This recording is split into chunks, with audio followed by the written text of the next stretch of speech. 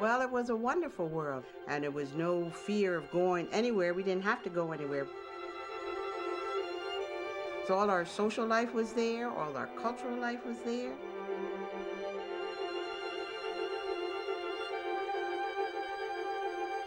The teachers knew every student. I mean, they knew you. It was a boarding school. We had a 100-acre campus. All of our teachers lived on campus, so they were accessible to us. That school would guide you into a path where you wanted to be somebody. If it wasn't for Bordontown, I don't know where I would have been. High on a majestic bluff overlooking the Delaware River, for over 40 years, the Bordontown Manual Training School for Colored Youth has provided the finest academic and industrial education for Negro children.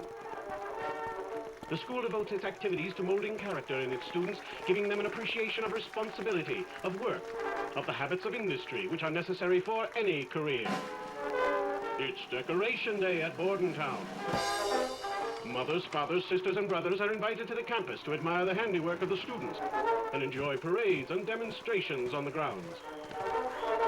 This is the first time in several months that many parents have seen their children. Bordontown enjoys the advantage of having its students in residence throughout the year, under constant supervision and guidance.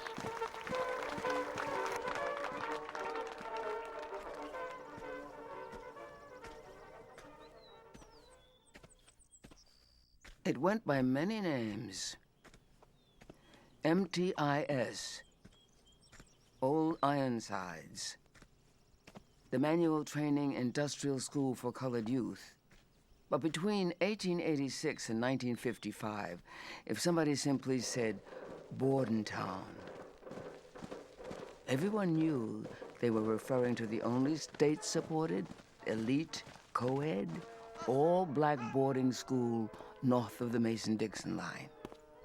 The rise and fall of the Bordontown School is the story of race and education in America that touches 3 centuries. We would scrub the walls. We would scrub the floors. We took care of the school. I wouldn't be surprised if I saw someone going around with a toothbrush. I came from the country. I didn't know anything.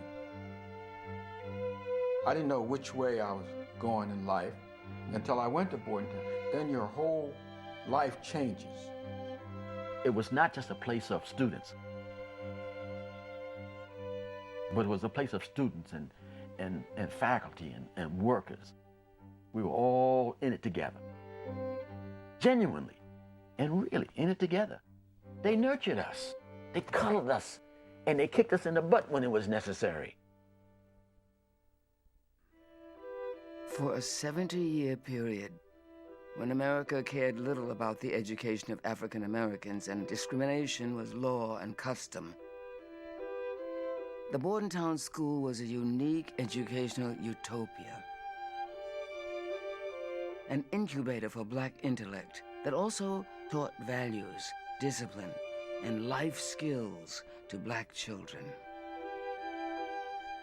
Bordontown is in the eye of a storm, the most significant thing happening in 20th century black America.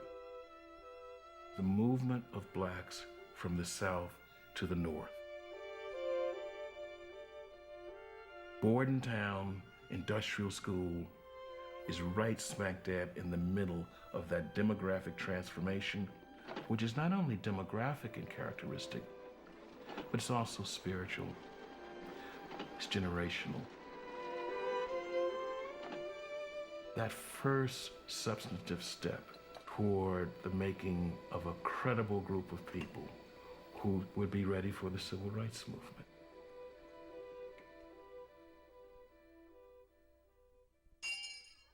In 1871, New Jersey became the last of the 37 states to mandate compulsory public education for its children, unless, of course, the children were black. That would take another decade. Even then, a loophole in the law allowed for segregated schools if it was preferred at the local level, and for the most part, in South Jersey, it was. New Jersey was really not a northern state, but was a border state with a lot of southern characteristics, one of those being racial segregation, and the other being black self-determination in separate spaces. It was in this climate that in 1886, the Reverend Walter Allen Simpson Rice opened his school for black children in Bordontown, New Jersey. And it was to be a separate space. Rice, like most African Americans in South Jersey, supported separate black schools, arguing that it provided employment for black teachers and administrators. It also protected black students from racial indignities often leveled at them from white students and teachers. Schools like Bordontown were very important because they were schools that were developed by black people for black children. It was separated, not segregated. One group is voluntary, one group is forced. You have separate cemeteries, you have separate churches, you have separate lives. Now, we have to be careful because in America we usually think that separation of blacks is to be defamed, is to suggest inferiority. Blacks in many ways were replicating what every ethnic group attempts to do in its first 2 generations. You carve out a space for yourself. It took struggle and determination for Walter Rice to carve out his space.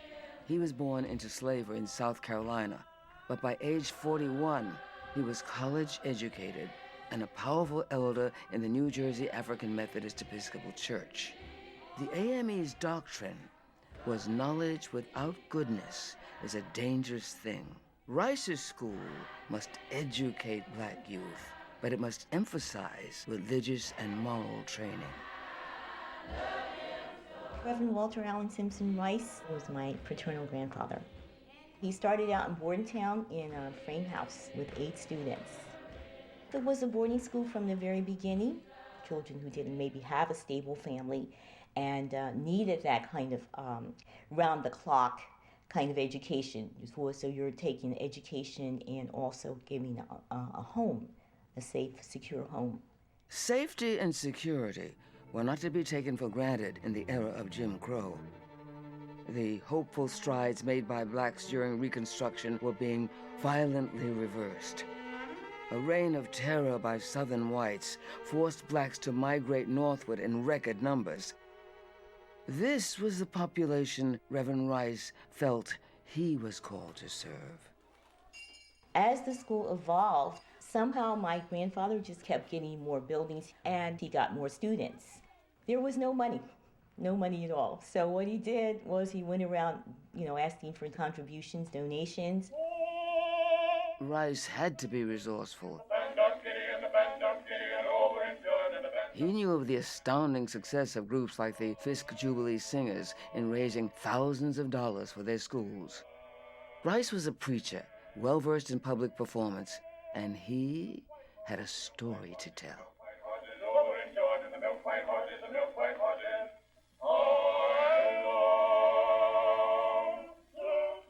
To call attention to his new enterprise, Rice named it the Ironsides Normal School in honor of one of the local gentry, Admiral Charles Stewart, who had commanded the USS Constitution, Old Ironsides, during the War of 1812.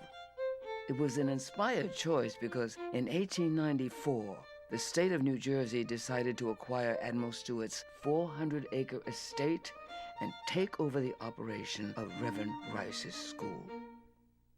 The acquisition did not, however, include the services of Reverend Rice.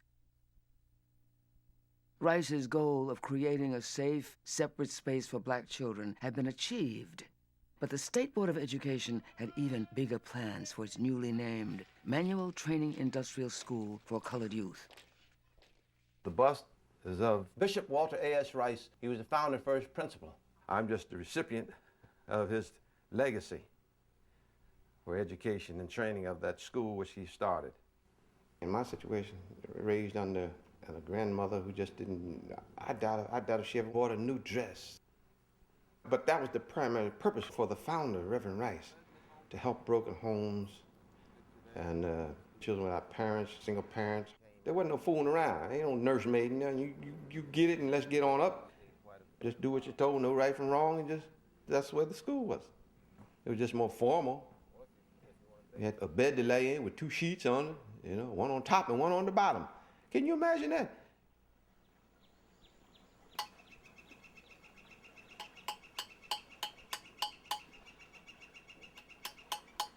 I was 13 when I went there. My mother, she married a cook on a canard line. He was gone on the ship for 3 months, 6 months at a time, all over the world. And my mother and sister and I were in one little tiny room. 3 of us slept in that bed. The space between the bed and the dresser was so small that in order to open the drawers, you had to get up on the bed to pull the drawers out. Then one Sunday, went to church, and one of the guys came home, and he had on his Bordontown uniform. And I saw him in that uniform, and I said, oh man, I want to go. So I asked my mother if I could go. I grew up in Boston, Massachusetts. My dad was a Garveyite. He was a follower of Marcus Garvey. He said, you're going to grow up to be an African queen. In 1948, we moved to South Jersey.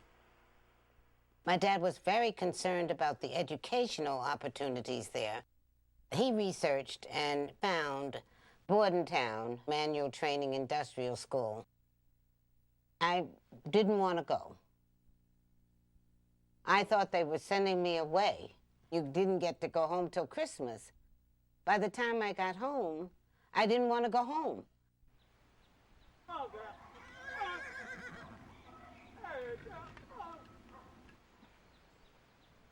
I was born in 1920. Jack Dempsey was the heavyweight champion. So I got a good Irish name. Had I been born a little later, it'd have been Joe Louis, I guess, or Muhammad Ali. My father being a minister, people thought that minister children weren't supposed to dance because we were Baptists. You didn't go to the dance. That was terrible. Dancing? My goodness, you didn't dance. Then I began to get a little older. I began to notice the girls. And my school marks weren't doing too good. My father told me that if I didn't make it in Bordontown, I could go to Jamesburg. Jamesburg was a reformatory.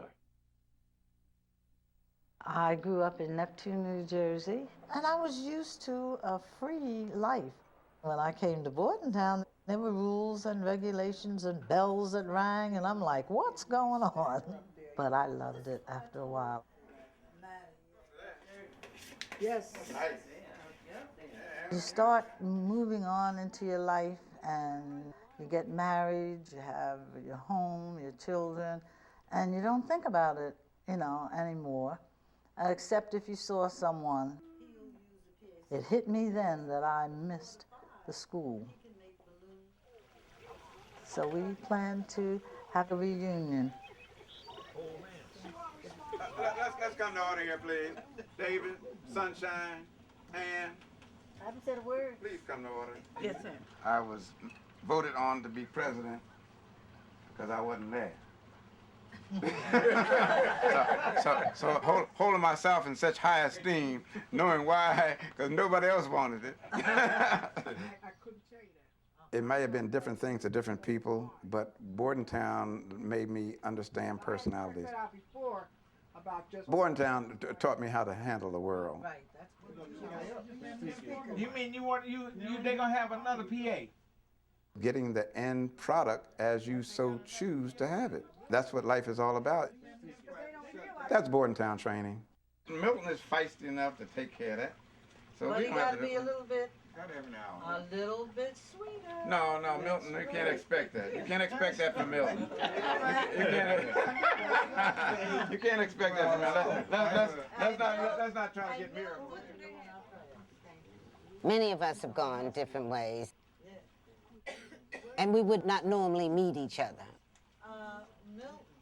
But the one thing that holds us together, where we act like we're still 13 and 14 years old, is our relationship to that school. And you know, the school was almost the dividing line in our lives. Most people didn't know it was there. Look at me and Lionel standing up here at Bordontown. Most people didn't know what it did. That's me right here. Bordontown was one of the world's best kept secrets. The best known black school in America in the 19th century was the Tuskegee Institute in Alabama, founded on July 4th, 1881 by Booker T. Washington, arguably the most famous black man in America. Born a slave, Washington would have been fit only for a life of hard, menial labor, even after being freed had he not enrolled at age 16 at the Hampton Institute in Virginia. The Hampton Institute was the fulcrum for what is coming to be called vocational or industrial education. Hampton had been founded by white abolitionists to teach crafts and occupational skills to newly emancipated Southern blacks. The curriculum was quite spare. It was, I think, sweeping and brick making, animal husbandry, necessary things in an agricultural society, of course, but entirely bereft, I believe, of what you would have called the classical or higher offerings. Washington's Tuskegee Institute would follow the Hampton model. Booker T. Washington, of course, spoke to Southern blacks, those who were mired in the most backward, poorest part of our nation. He urged them to throw off that coat of slavery and in many ways mimic upwardly mobile groups. Work hard, remain frugal, acquire a trade, be useful, be patient. Washington's approach won support in both the South and the North. To powerful Southern whites, he promised a useful but non-threatening workforce. And he persuaded wealthy Northern industrialists like Andrew Carnegie and John D. Rockefeller to donate huge sums of money to his cause. Tuskegee became the model for black vocational schools nationwide, including the Bordontown Manual Training Industrial School for Colored Youth. This is the most photographed building on the campus, which held classrooms on the second and first floor, and the business office was in this section right there. And the rest of it was classrooms. Apple orchard. As you're coming into the main gate, to the right is the apple orchard, where we had our own farms, own orchard, produce. The boys' dorm, vocation building. I look at those buildings, they're just sitting there. I always tell people, I said it could be used for something different than what they're using it for now. This is the balcony where the student used to blow the bugle. And his name was Alonzo Robinson, but his nickname was Musclehead. And this actually was his scholarship, blowing the bugle and ringing the bell. Superintendent's residence. That's also to the right, and that was supposed to have been Commander Stewart's house. This is known as the chapel. We went to church, Monday, Wednesday, Fridays, and Sunday morning. Most of the time, it only lasted a half hour, because the principal would give the guy a watch. And see, we had to sit up straight, erect, couldn't move. You couldn't do that for so long. You know, you'd have to move or do something. There was 2 tennis courts, by the way, one next to the administration, next to the athletic field, and another one over by the Grace Valentine Hall behind that. Did you know that? Yeah. As the 19th century turned into the 20th, the Bordontown campus and curriculum underwent a tremendous expansion under its new principal, James M. Gregory.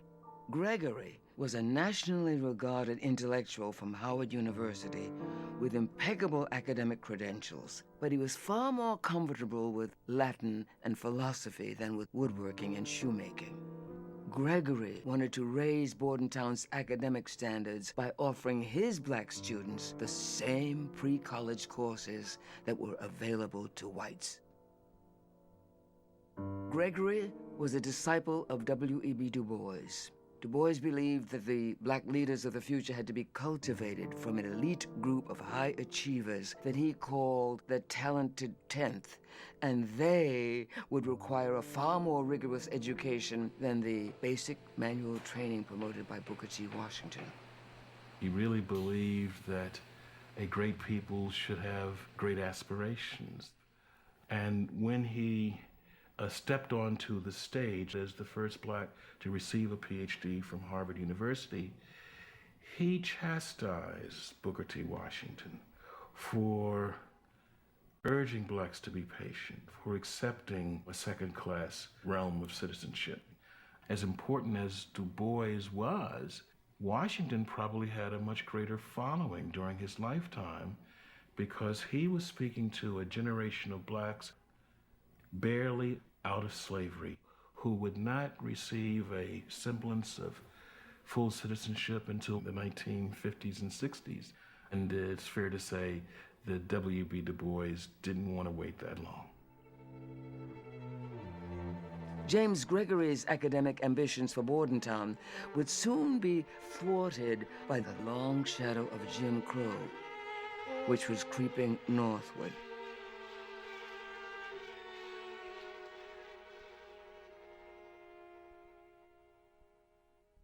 In 1890, at Mohonk Lake, New York, the first of two Friends of the Negro conferences was held to discuss and to decide on a national plan for the education and the development of the American Negro. It was, however, a whites-only affair. They were called the Mohonk Conferences on the Negro Problem. People from the South, the North, religious personalities who understood the dilemma of the times and knew that if the earlier commitment to literacy were still pressed, that there would be great violence. It's quite clear that everyone left knowing that a commitment to higher education had been compromised. This meant that black schools like Bordentown that had begun to teach history, literature, philosophy, and the sciences had to reverse course and retool as vocational and manual training schools. In 1913, the New Jersey State Board of Education invited none other than Booker T. Washington himself to visit. He graciously obliged, and after a thorough inspection, declared that the school should extend its reach to become a learning center for the 90,000 black citizens of New Jersey. He also offered advice on what Bordentown should be teaching. Bordentown was perceived as offending the bargain made in the South and increasingly being made in the North. This was the sort of good housekeeping seal, I suppose, this visit, and now the legislature could reassure itself that it had just the kind of educational institution to set the tone.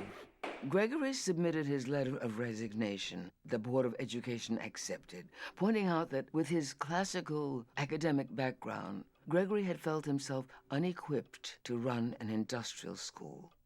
So Mr. Gregory is passé. It's not surprising that his replacement is someone who reads the tea leaves clearly, though ironically he is, however, his replacement, a Harvard man. His name was William A. Valentine. Valentine had impeccable credentials that matched Gregory's, and he had taught at Booker T. Washington's Tuskegee Institute. In 1915, 31-year-old William Valentine became the third principal of the Bordontown Manual Training Industrial School for Colored Youth.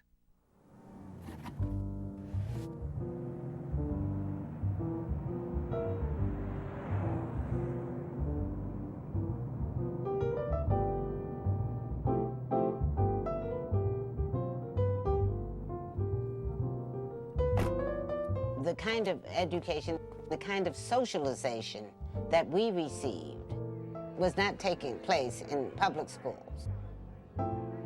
Dr. Valentine, he was the inspiration.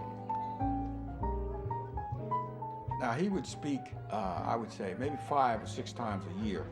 That was very beneficial to the young black kids at that time. Some of us had no direction. He instilled values into all the students that would make you proud of just being on the campus, being a student. Valentine brought a rich background to the campus and also the vision that he did want to model the Bordontown School after Tuskegee Institute.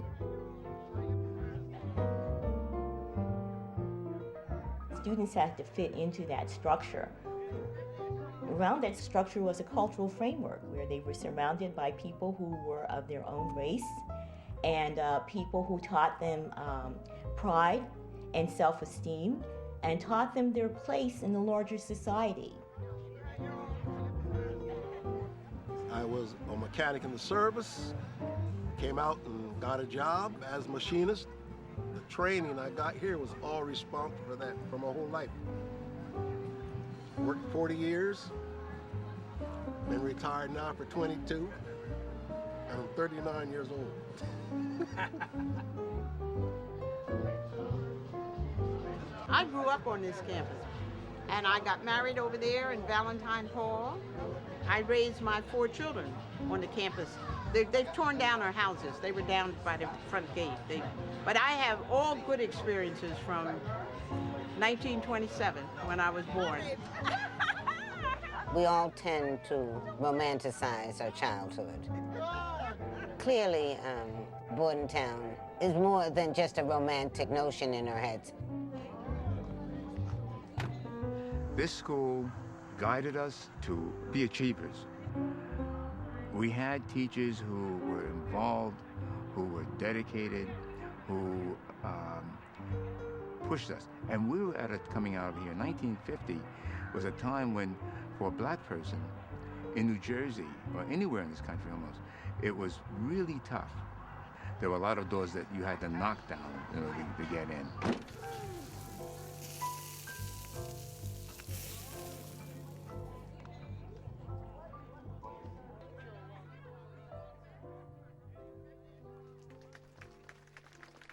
Valentine set high standards for Bordentown, which under his stewardship came to be known as the Tuskegee of the North. He insisted upon moral rectitude, cleanliness of person and language, courtesy and honesty, and above all, obedience and discipline. He was arguably the most prestigious black leader in New Jersey up until the late 1930s. He really links us with the early 20th century and this pre-civil rights decade. I mean, when you look at the 20th century, up until its near end, what was really driving black people was education. They added a military component, almost suggesting that one of the ways to make a man is to make a military man of him. Lieutenant and a sergeant would come in the room, and you're standing at attention, and they'd walk around the room and check your room to see if it's clean. And he reached up on the trim of the door inside the closet, and he found dust on his white glove. He said, looked at the sergeant, dusty. So the sergeant wrote us up. MTIS, and it had the American flag in the middle. And this whistle here, most generally the officers would wear it with a garrison belt that would come down here with a belt around here. And sometimes they had a braid, a gold braid that would go under here on this uniform. And actually we had extra pants and extra jackets that we would wear. The campus moved on that tower, that bell tower, from the signal coming from it. Bugle boy got the campus moving in the morning, and when the bell rings, you better be there, or else you're going to have to march with a rifle on your shoulder. You develop your discipline, your moral values. I mean, this picture right here shows me at a dance. I was there 4 years. I never kissed a girl. From on this side, and she was over there, and that's as close as I got to. She might as well have been in Florida. The boys did not come on our side of the campus, and we definitely did not go on theirs. We would do the Macarena before the Macarena. You got up at 6 o'clock, the first bell rang. You put on your uniform, which was a white blouse, a black tie, and a black skirt. And we would line up in the dormitory, and we would walk across the path to the cafeteria. If you didn't do what you're supposed to do, the school would put you out. I mean, you were sent home. I mean, what could be worse than that? Get sent home? Horrible. A masterly politician, Valentine was somehow able to devise a curriculum that satisfied all sides of the ongoing debate about what black education should be. To fulfill the Booker T. Washington mandate, he kept manual training in the forefront. Students would graduate with a basic high school degree and also be certified for immediate entry into a trade.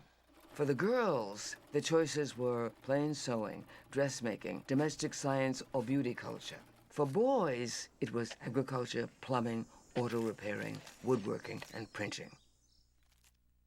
Valentine was also able to accomplish what his predecessor had not.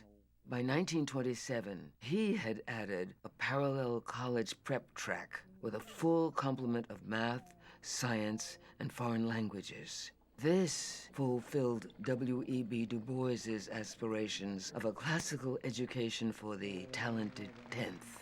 But at Bordontown, even college-bound students were still required to learn a trade, and everybody had to contribute to the operation of the school. Whatever your major, you had to pitch in and help harvest crops, stoke the furnace, or serve the food. You would go to school a half a day, and you would go to your trade a half a day. And whatever the situation was that took more time at that particular time, you had to devote it. If we were killing hogs to go into the dining room, then that had to be an ongoing thing until you were completed. And I laugh sometimes until I ought to send a bill to the state because I was underpaid. I worked in that cow barn for 4 years. 4 years. We had to maintain the building. We had a laundry. We had to keep our own clothes washed, ironed, linen. We put on mangles and folded them. We did some of the boys' shirts. But this was all a part of the curriculum. I remember at one point working at the chicken farm, making feed for chickens. We were a part of the institution besides being students. We were a part of keeping it alive, keeping it going. With all the knowledge that I gained, auto mechanics, I can fix a car. Upholstery, I could upholster your furniture for you today. I learned more math in my auto mechanic class than I learned in the math class. I went to college, and only because of the auto mechanics was I able to get through calculus and all those things from my auto mechanic class. Everybody had to go to sewing class. Everybody had to go to typing class and so forth. But I loved the beauty culture, and I spent a lot of time there. And had a profession at age 16. And in fact, I need to tell you that I made more in beauty culture, in having a beauty shop, than I did as an assistant professor, you know. By being self-contained and largely self-sufficient, Bordontown was always able to keep expenses down. Nevertheless, the school was always under intense scrutiny from a paternalistic, all-white Board of Education. Occasionally, when unavoidable emergencies forced Valentine to request additional funds, he would be criticized for mismanagement and audits were ordered. On the other hand, when a state agency had a surplus of some commodity, it was shipped off to Bordontown. Whether it was needed or not, Valentine went through the motions of expressing his gratitude for the donation. As the dean of the School of Architecture at Southern University, I know what it is to beg for money. You never said no because you're perceived as being ungrateful. You know, oh, we tried to give them something, they didn't want that, you know. So you take it anyhow, even if you never use it. It reminds me a lot of the special burdens that black leaders have to bear. Blacks end up being clients of powerful white interests, and they have to learn how to manipulate those interests. They have to learn how to keep their place without appearing to be overly humble, you know, in the black community. And I think Valentine pulled that off. He was not the only one.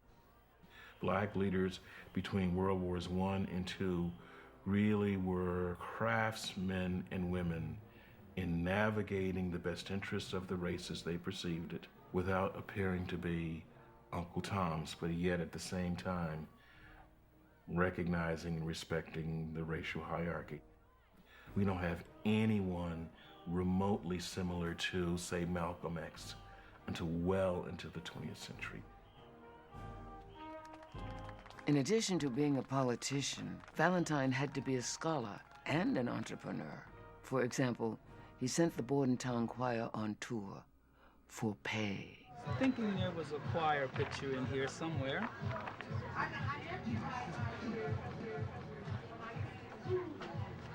There's the a cappella choir, and I'm hanging out right there. We went all over the state of Jersey. People paid big bucks to come and hear this choir.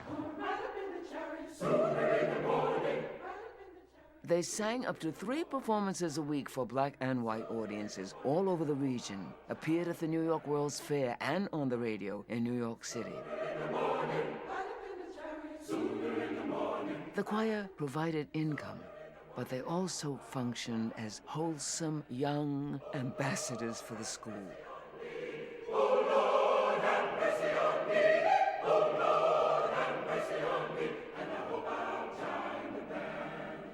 Bordontown's choir director, Frederick Work, was a star in his field with an impressive pedigree. His father was a professor at Fisk, home of the famed Jubilee Singers, and his brother was the group's lead tenor. Work stayed on at Bordontown for 18 years, part of the stellar group of all-black faculty recruited from top schools like Harvard, Radcliffe, Amherst, Columbia, and of course, Tuskegee. Because they lived on campus, they were more than just teachers. They served as role models, mentors, and surrogate parents. Round the campus, green and lovely, still our memories twine. You know, I came from a very bigoted school system, and my parents pulled me out and put me here, and my grades started going right back up to the top. Be forever thine, old Ironside, Ironside's mother school we love. You were taught how to deal with people. There was no self-esteem problems that you hear children nowadays have so much low self. There wasn't all of that. You were always built up. You're somebody. You're important. You're unique, you know. One of the things that I learned at Bordontown was that there were black people everywhere. See, I thought they were only Boston, Baltimore. But then here I'm exposed to faculty from other parts of the world. I have a Spanish teacher telling me about black people in Puerto Rico and Cuba. One of the things that I didn't even recognize until after I left here, the teachers that gave you a hard time were not giving it to you because you were black. And that was a comfort that you were getting that you didn't even recognize or know. Teachers. I can see him right now. We talked to Fess. Fess was the kind of coach that you could talk to. And we talked to Fess. And Fess had us down at his house a lot of times, just sitting there talking football. And his lovely wife. And his sister, Miss Ray. She taught music. Yeah, She taught music here. Yeah. I didn't have skills. Fess Ray taught me. Fess Ray coached me. I had bronchitis when I was a youngster, when I first came here at 14. Fess Ray told my mother, don't worry about Miss Brown. I'm going to run it out of you. And I'm going on, I'll be 70 in May. He used to come check on us and always did the best for us. Always. Just like he was our father.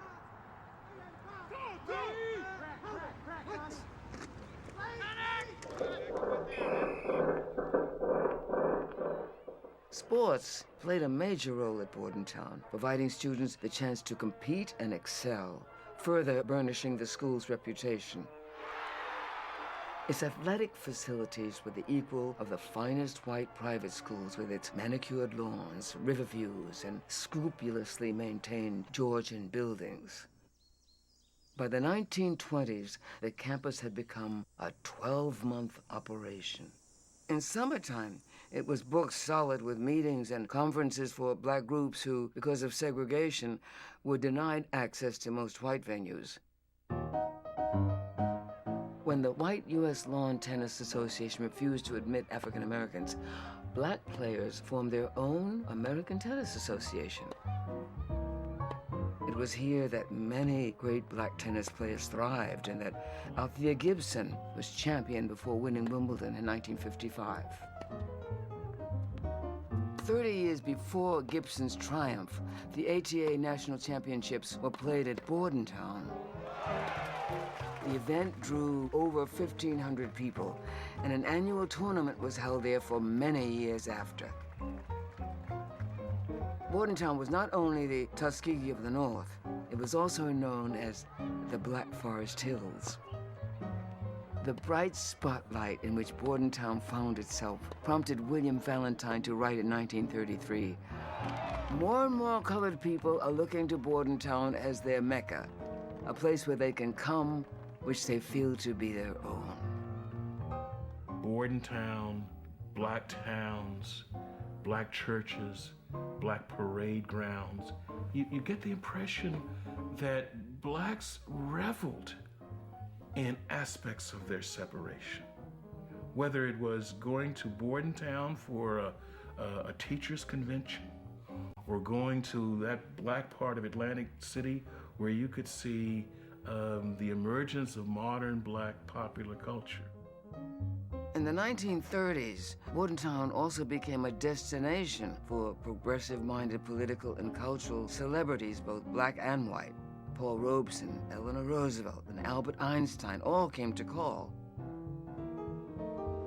And despite the economic hardships of the Great Depression, most Bordontown graduates were steadily employed. William Valentine had become a national figure, making speeches and giving radio interviews. He even had a regular column in the state's premier black newspaper. But regardless of the many new responsibilities, every May 30th, he would cap off the school year with the familiar spectacle of Decoration Day at his Bordontown campus. He certainly had, more so than any other black leader in New Jersey, a product. These debutantes and these cadets, that really is a performance piece. Not necessarily for the camera, but for those who came to Bordontown to watch, to see what had become of the proper Negro. We look back at it and I think we could probably say, oh my, how low did they have to stoop? Well, they had to stoop low enough to get the money, to get the recognition to enable many of these schools to survive.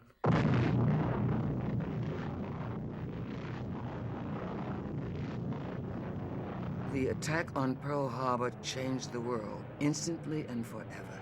America went to war again. Lives were being lost for a cause, and the entire country was united in the war effort.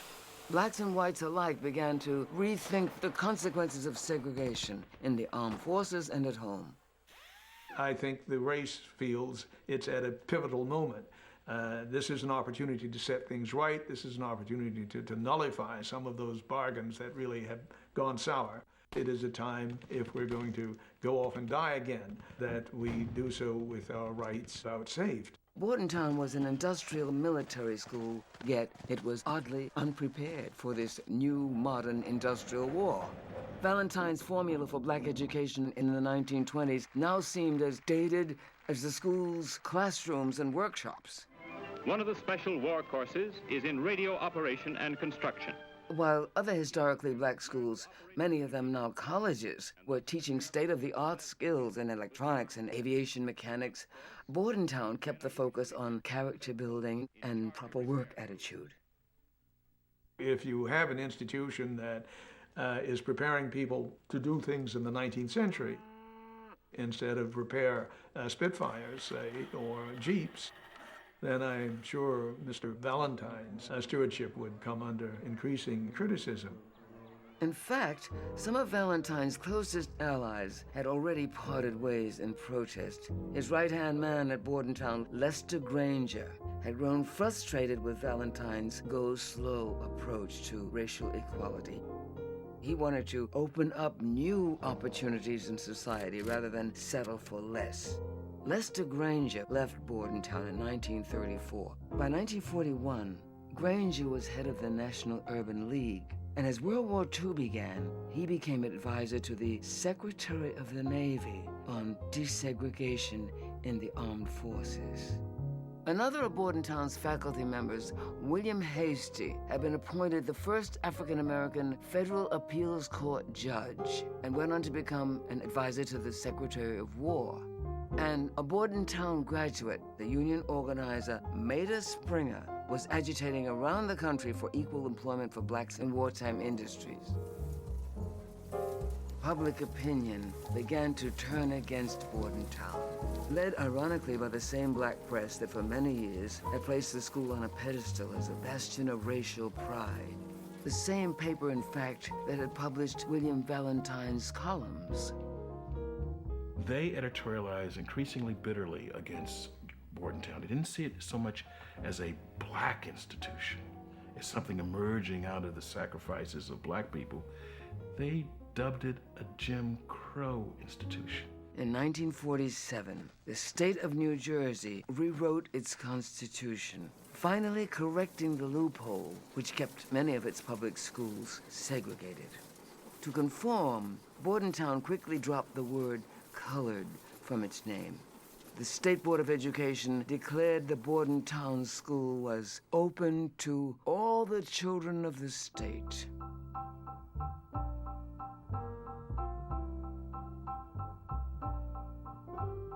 I did not realize it at the time. In 1950, they sent one white student. And in 1951, there was one white student. The black community is so diverse. We have people who are light bright, almost white, to people who are blue-black. The student would not have stood out. There were many students at Bordontown who were, you know, very, very light. So it wasn't that. It's more a question of culture. I think it was probably nefariously shrewd of those who wanted to see whether integration would work at a historically black institution. It just was not going to be at the cards. In 1954, the Supreme Court declared that so-called separate but equal schools were against the law in their landmark Brown versus Board of Education decision. The ruling forced all white schools to integrate, but it also put an unflattering spotlight on Bordontown, which had failed to attract any white students. The state of New Jersey decided the Bordontown School should be closed. There was an immediate and emotional outcry of protest. Under pressure, the legislature agreed to study the proposed discontinuance of the Bordontown School and held public hearings in the state's capital. 26 people would give testimony, 5 in favor of closing, 21 opposed. I went to all of them. I've never heard tell of them closing a school because you couldn't integrate it. The legislature heard a vigorous defense of the value of Bordontown, not just for African Americans, but as a model institution that had turned out generations of productive citizens and could continue to do so as an integrated school. But as the hearing continued, a different agenda began to emerge.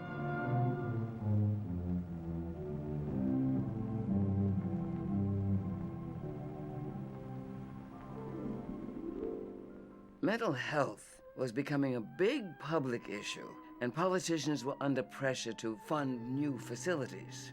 What happens to all of them?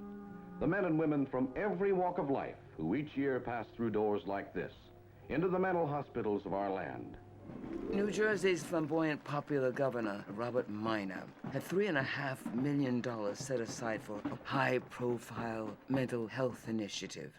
Bordontown's campus would be ideal for a state-run mental health complex, and it would rid him of the embarrassment of a so-called taxpayer-funded Jim Crow school.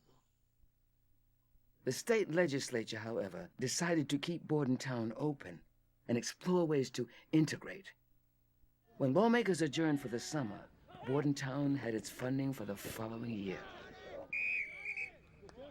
But then Governor Minor vetoed the appropriation.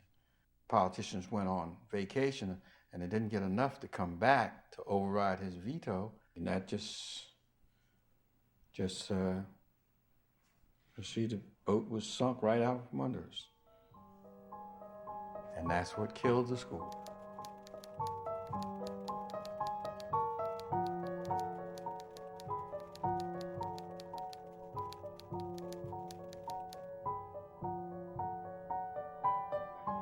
On June 30th, 1955, the 69th graduating class of the Bordontown School received their diplomas.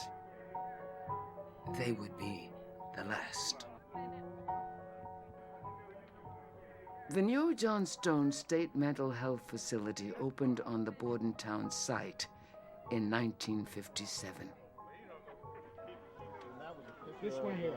This was at when we had Memorial Day, when we had the parade and the parents would come up. Oh, yeah. It's a month the school was open, huh? Actually, it was May 31st, yeah, when that was taken, in 55. They didn't realize what an important school it was until after it was closed. They talk about discrimination set us back. When you kill the institutions of learning, you also set us back. It worked, and it's criminal to have closed down a school like that. Think of the hundreds of blacks that would have made contributions to society that we have made had that school still been open. Need a ball. Need a ball. The handwriting was probably on the wall. It would not, I think, have survived longer than another 4 or 5 years. There is just a total renunciation of much of the past after Brown versus Board. Bordontown was more than a school. It was a symbol. Is it a great black institution that should be preserved, or is it a Jim Crow school that should be closed? The fact of the matter is, in America, those things that blacks create are usually objectified as Jim Crow, as inferior.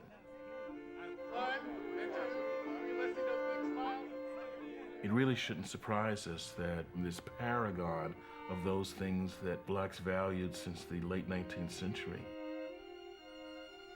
would have such an inglorious ending.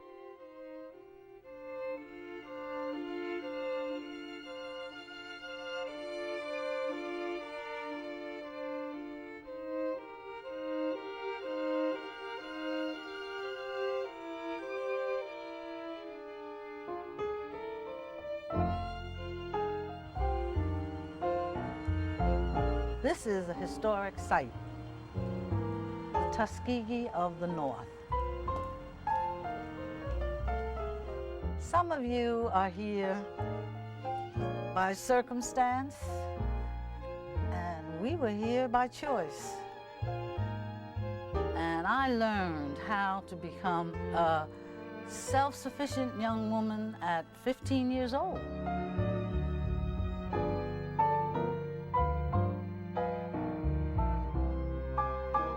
Ironside's mother, school we love, loud we sing to thee, pledging thee through all the ages, love and loyalty.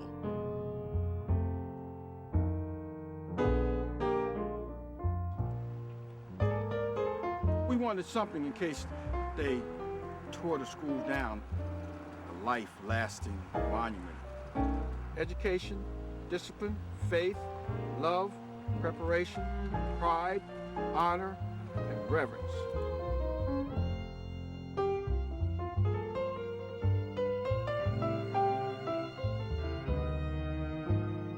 I don't even remember the alma maters of University of Maryland or Columbia University, but I definitely remember that one.